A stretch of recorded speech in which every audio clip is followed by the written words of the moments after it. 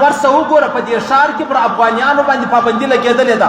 کراچي ښار لره ورسه زنانې نیولې دي، کشنې کشنې ماشومان یې نیولې دي، هغه یې په جیل کې اچولې دي. ما درته ویل هغه الله دی، هغه قادر ذات دی. لکه چې څنګه افغانان و دې ته مجبور کړو د بل په کور کې شپې تېروي په ذلت باندې، دغسې به ما او تا مجبوره کړي د بل چا په کور کې به تر دې لا په ذلت باندې شپې چې دي هغه تېروو. خیال کوئ، خیال کوئ. که پولیس والا یاست، که پوجان یاست، که اپسی والا یاست، که نیوز والا یاست، خیال کوه، خیال کوه. الله به دې په داسې غم اخته کړي چې ستا ورنیکه نه، ستا اوم پشت به هم تصور نشي کولی.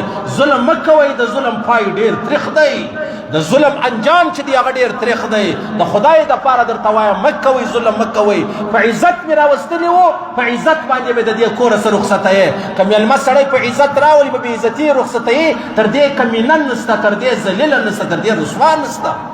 عزیزانو اوس خو ډېره بده ورځ د زما او ستا په وطن کې له حکومت له جانبه اعلان وسو چې په یوه میاشت اندر دننه کې به د افغانستان چې کوم مهاجر دلې راغلي دي، بیا خاص کر چې هغه مهاجر کارت نه لري یا خاص کر هغه په ویزه نه راغلي، نو هغه به په یوه میاشت اندر کې وځي، دا وطن چې دی هغه به پرېږدي.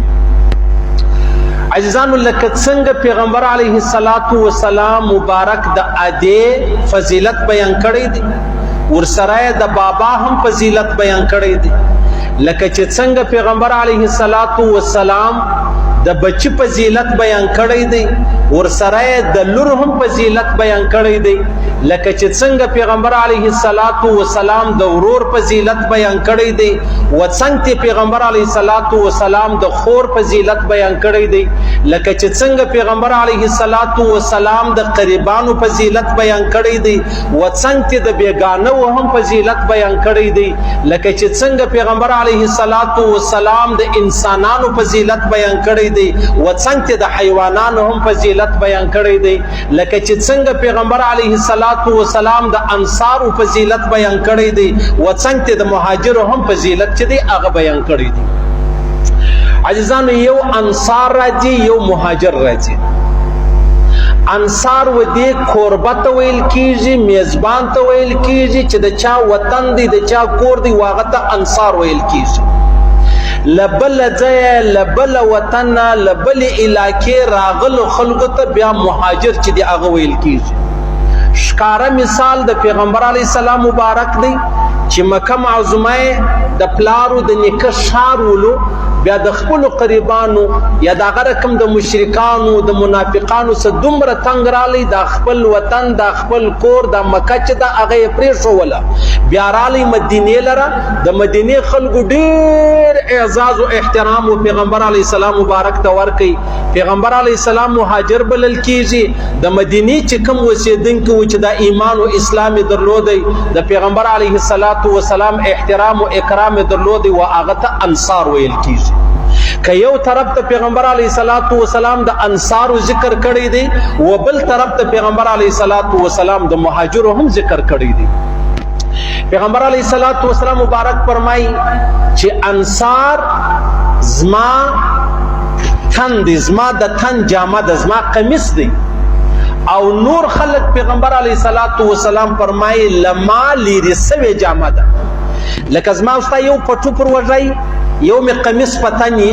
پیغمبر علیه السلام فرمایي د انصارو مثال لما سره داسې دی لکه زما قمیص چې زما د تن سره، زما د بدن سره لګېدلې جامه ده.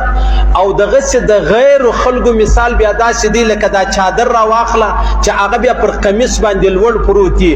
پیغمبر علیه السلام فرمایي زما د انصارو سره خاص تعلق دی لکه زما او ستا د قمیص چې زما او ستا د بدن سره خاص تعلق دی. بیا چې پټو کله پر قمیص باندې پروت دی، د دې پټو تعلق د بدن سره تر دې قمیص چې دی هغه کم دی. پیغمبر علیه السلام فرمایي دوی شلی دي، په یوه کې انصار روان دي، په بل کې غیر روان دي. پیغمبر علیه السلام فرمایي زه د انصارو ملګرتیا چې داغه کوم. بیا پیغمبر علیه السلام فرمایي ولکه د هجرت فضیلت زیات نه وای، زه به د انصارو یو سړی یا یو فرد چې دی هغه شمارل کېدلی.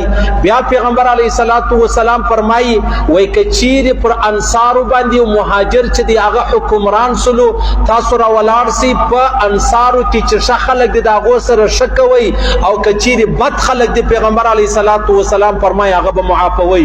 بیا پیغمبر علیه الصلاۃ والسلام فرمایي کچا انصار زیر کړلو کچا انصارو ته تاوان ورسوي کچا انصارو ته تکلیف ورسوي کچا انصارو ته مطلب یو ضرر چې دی هغه ورسوي پیغمبر علیه الصلاۃ والسلام فرمایي دې زما وزړه ته ضرر را ورسوي تکلیف را ورسوي مصیبت را ورسوي پریشانی را ورسوي ولګوي اندازه ولګوي عاجزانو لکه چې څنګه یو طرف ته د انصارو ذکر د الله رسول کړی دی و بل طرف ته د مهاجرو خبره چې د هغه یې شدا د انصارو ذکر هغه دی د الله رسول فرمایي که چیر د انصار د هجرت فضیلت زیات نه وای د مهاجرو فضیلت زیات نه وای زب په انصارو کې شمار وای خو چون کې د هجرت فضیلتونه ډیر دي زب په مهاجرو کې شمار یما د جناب نبی کریم صلی الله علیه وسلم مبارک یو مهاجر و.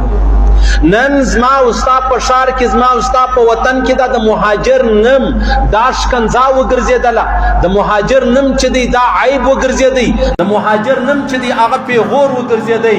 څنګه به یو مسلمان څنګه به یو کلمه ګوي څنګه به یو سړی د الله او د رسول سره تعلق لري بیا به دی و هجرت ته عیب وایي بیا به دی په هجرت باندې شرمیږي بیا به دی په مهاجر باندې شرمیږي بیا به دی و مهاجر ته مطلب شکنځا چې د هغه وایي هیڅ کله دا کېدلی نشي که یو سړی د رښتیا و د الله او د رسول په عظمت په لویي او په وحدانیت په رسالت باندې ایمان چې دی هغه ولري.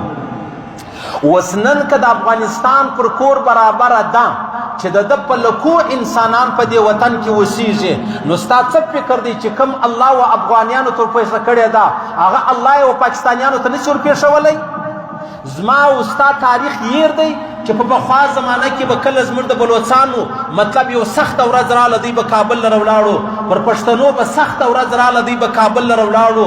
نو اوس که چیرې دغه کابل زما او ستا مهمان نوازي نه وای کړې بېشکه ما او تا به د دې خلکو مهمان نوازي نه وای کړې نو چې هغو خلکو په سخته کې په تنګه کې زما او ستا خیال ساتلی دی ما او تا ولې دومره بې غیرت یو دومره بې ضمیره دومره بې شرمه دومره بې حیا دومره بې احساس یو چې ما او تا د دې خلکو څه کوو بې احترامي چې د هغه کوو او دا څومره ستړې خبره ده او څومره ګرانه خبره ده. نن ورسه وګوره په دې ښار کې پر افغانیانو باندې پابندي لګېدلې ده. کراچي ښار لره ورسه زنانې نیولې دي کشنې کشنې ماشومان یې نیولې دي هغه یې په جیل کې اچولي دي. ظالمه تا خو ما ته یوه میاشت ټیم را کړی ولو یوه میاشت بعد به تا ول ګرفتاري شروع کېږي تا د یوې میاشتې مخکې زه ونیولمه. اوس خو مسلمانان دي اوس خو کلمه ګو دي اوس خو زموږ همسایهګان دي اوس خو پښتانه دي چې د هندوانو ښځې بچیانې لا تا ته حق نشته چې په دغه اندازې ګرفتاره کړې په دغه اندازې په جیلو کې واچوې په دغه اندازه دی بې احترامي چې د هغه وکړي. څنګه به یو سړی مسلمان وي څنګه به د یو وطن مقصد چې دی هغه لا اله الا الله وي بیا د لا اله الا الله والا سره به دغه سلوک چې دی هغه کېږي. سبحان الله الله اکبر استغفر الله ما درته ویل هغه الله دی هغه قادر ذات دی لکه چې څنګه افغانان و دې ته مجبور کړه د بل په کور کې شپې تېروي په ذلت باندې دغسې به ما او تا مجبوره کړي د بل چا په کور کې به تر دې لا په ذلت باندې شپې چې دي هغه تېروو. ما نن یو ډېر محترم سړی ولیدی هغه پر موټرسایکل باندې د خپل کور زنانه راخیستې وه یا لور یا خور یا مور یا کور والا ولې خیر خو به یې حاجي مولوي صاحب تنګوي مې نه مې سي ګرفتاره کوي مې او سبحان الله زه به د خپل عزت په خپله مور راګرځوم زه به د خپلې مور عزت نیلاموم زه به د خور عزت نیلاموم زه به د ښځې عزت نیلاموم زه به د لور عزت نیلاموم صرف د دې دپاره چې زه ګرفتاره کېږم تازه و دې خبرې ته وتړلم چې نن زما سپین سرې مور زه پر موټرسایکله د ځانه سره ګرځوم.